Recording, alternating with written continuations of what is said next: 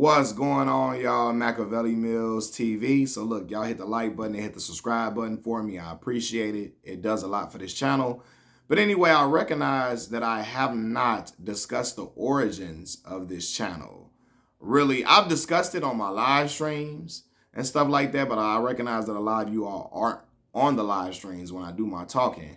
I'm going to start having a post, like a notification, like notify y'all in my community tab when I'm going live, because you all seem to get that notification quicker.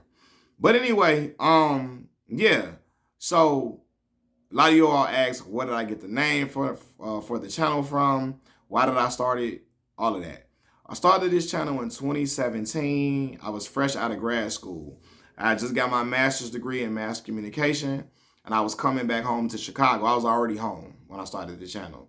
And I was applying to jobs, waiting around, not hearing nothing back, trying to see if I could at least get an interview for a job, trying to see what was going to be my next move. But in the meantime, I wanted to practice my speaking abilities just in case I got a broadcasting job. And I knew that broadcasting job would be a long shot.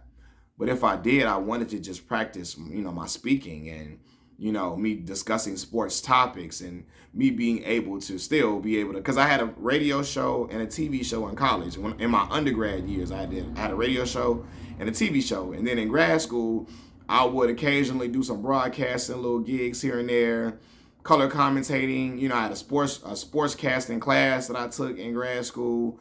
And again, just to keep my skills sharp. So I created the channel just so I can just be able to practice speaking, and stay crisp at it, right? And so when I created the channel, though, I was watching a lot of different YouTube content. Because I want to say about a month after creating the channel, a month and a half, I ended up getting hired. And when I went to go do this job, I still was like listening to like certain sports shows on the way to work. While I was at work, like on a work break or doing the work, I would listen to sports shows. I would listen to 7-8 Sports TV. 7-8 Sports, he does boxing content, right? I will listen to Barbershop Conversations with Fred. I would listen to, sometimes I would listen to Dante's Boxing Nation. I would listen to, Ego. I would listen to a lot of boxing content. I would listen to Jalen Rose. Jalen Rose had a show with Jacoby. I would listen to that a whole lot. I would listen to different podcasts. I would listen to the Brilliant Idiots podcast with Charlemagne and Andrew Schultz, right? And so I wanted to, after starting my channel, I recognized the direction I wanted to go in. I didn't want it to just be about sports. Like when I watched 7-8 Sports, 7-8 in years ago, he was talking about much more than sports. He would hit you with some life advice, some life stories, life lessons. He would hit you with like questions that people would ask him on his channel. They would come and ask him, hey, or they'll email him, hey, can you talk about this? Hey, I have this scenario. Can you discuss it? Right? And I think he's since then he's taken it to Patreon, or I believe he's taken it to Patreon, but before then, he was really answering the questions on YouTube. And I would be really into the stories he had to tell. I would be into the advice he would give. I would be into the different topics that he would talk about, even outside of boxing, even though his boxing commentary was always great and entertaining. And so I recognized, man, I don't want to limit myself from just talking about sports. If I want to make this channel as big as possible, I'm going to have to be able to captivate different audiences. Women, right? And there are women who watch sports. I'm never dismissing that. But there are also women who don't watch sports or have a clue about it. But they like entertainment news. They like life advice. They like relationship talks. They like, talks about dating. And they like to see men talk about, I guess, their feelings about the opposite sex, etc. Their feelings about the dating world in general. I wanted to talk to people, even guys who didn't watch sports, right? Let's talk about my experiences in college, my experiences going to a historically black college, right? My experiences being a young father at 18 years old, because I was a father at 18. Let's talk about my experience getting a full ride full ride academic scholarship to college. All of these different type of things. And I realized, man, you know what?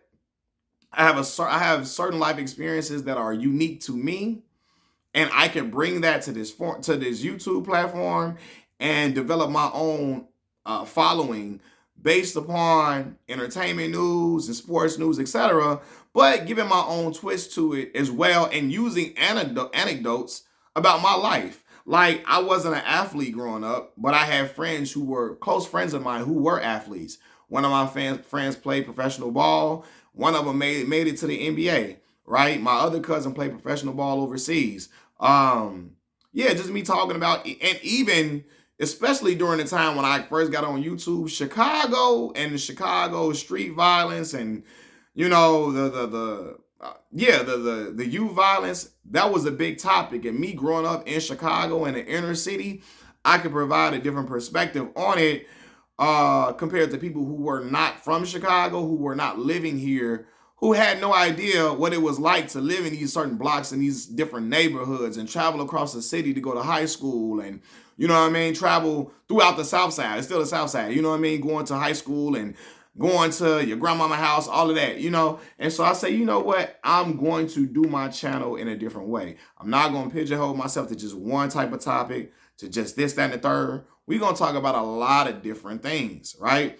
And I'm going to also take suggestions from other people about topics they want to hear, because you got to feed your audience, you know. And so over the years, I just started making different, I was talking about hot topics, because I remember when my channel only had 50 subscribers. So to me now that I'm at 10K, this is blowing my mind, because I remember, like, I really, like, I'm not trying to just be like toot my own horn. I built my own audience organically. I really didn't promote my channel the way, because I was scared of people knowing I had a channel. You know, you're worried about how you sound when you talk. Even though I'd already been on a TV show in college, I had already been on a radio show. But you know, you still kind of weary about people knowing you got a channel and the things that you're talking about. I would be on here cursing. Some people not used to me cursing. A lot of people that I went to school with didn't even never really heard me curse, especially women. They didn't never really hear me curse. Only my close friends did, right? So, you know, I was just like kind of hesitant. So I never really promoted my channel like that for real, not heavily. So I built my audience organically, and I appreciate everybody that comes over here and supports me and been riding with me from the beginning. A lot of y'all been on my channel since 2017, like since 2018, 2017, like when I first got started, you know. But I remember having 50 subscribers and being stuck on 60, 70, 80 subscribers. When I first got my first 100 subscribers, I was just ecstatic and happy, you know. So yeah, but I remember me making my first video that really took off was the vector marketing video. When I talked about doing the vector marketing, Cutco knives, selling orientation, and how bogus and fake that job was. Then I started talking about my second video that got really big was the Ciara and Russell Wilson conversation. Because I started speaking about how these hood dudes hate Russell Wilson and why they hate him and why they feel a way about Ciara finding love again, and you know, with a guy who they don't deem as cool, right? I started talking about another video that got popular. I remember when I did Deion Sanders first went to Jackson State, right? I did a video I did a When They See Us video on the Ava DuVernay documentary about the I should say Exonerated Five, right? Not the Central Park Five, but the Exonerated Five. You know, just different content of mine would like hit. And it was something, it would be a hit or miss. Sometimes I would only get 60 viewers, or 60, you know, I'll only get 60, 100 views on a video, or 60 or 50, right? The next one might have 350, 500, but it was always me just trying different things. And at first I was scared of even making a channel, because I'm like, I don't have a camera, I don't have an editor, I don't have editing software. And it was just like, I just had to get out here and do it. You know, because if I would have kept making all those excuses, I was never going to have a channel. I was going to never build anything, you know. I still don't be doing no editing, you know, but it's just like, just talk, I had to be myself and present it in a way that was just really, me being authentic and still be entertaining, because I'm a fool already. I don't smoke or drink and I'm still a fool, but those are the origins of my channel for real.